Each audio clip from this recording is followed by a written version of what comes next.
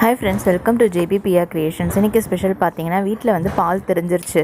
பால் தெரிஞ்சு போன பாலை தூர போடாமல் அதை வச்சு நான் ஒரு ஸ்வீட் பண்ணியிருக்கேன். இது மேபி எல்லாருக்குமே தெரிஞ்சிருக்கும், ஸோ நான் தெரியாதவங்களுக்காக போட்டிருக்கேன். அந்த பாலை ஃபுல்லாக நல்லா வடிகட்டிட்டு நல்லா சுண்டை முதல்ல காய்ச்சணும். தெரிஞ்ச உடனே நம்ம தூக்கி இறக்கிடக்கூடாது. கேஸ்லேயே வச்சு நல்லா சுண்டை காய்ச்சிட்டு அதுக்கப்புறமா நம்ம ஃபில்டர் பண்ணோன்னா தண்ணியோட அளவு கம்மியாக இருக்கும், ஏடோட அளவு அதிகமாக இருக்கும். ஸோ இப்போ அந்த ஏடை ஃபுல்லாக நம்ம கலெக்ட் பண்ணிடணும். கொஞ்சம் கூட தண்ணி இருக்கக்கூடாது. நல்லா வடிகட்டி வச்சு ஃபில்டர் பண்ணி எடுத்துக்கிட்டு நான் ஒரு 4 ஸ்பூன் சர்க்கரை போட்டிருக்கேன். ஏன்னா இது ஒரு பேக்கெட் பால், தெரிஞ்ச பால். அது கூட வந்து பார்த்திங்கன்னா பாதாம், முந்திரி இதெல்லாம் நல்லா குட்டி குட்டியாக கட் பண்ணி போட்டிருக்கேன். இது எங்கள் வீட்டில் எல்லாருக்குமே ரொம்ப பிடிக்குங்க. இது வந்து கெட்டு போச்சு, வயிற்றுக்கு வந்து கெடுதல்லாம் கிடையாது. இதில் நல்ல பாக்டீரியா தான் இருக்குது, கண்டிப்பாக சாப்பிடலாம்.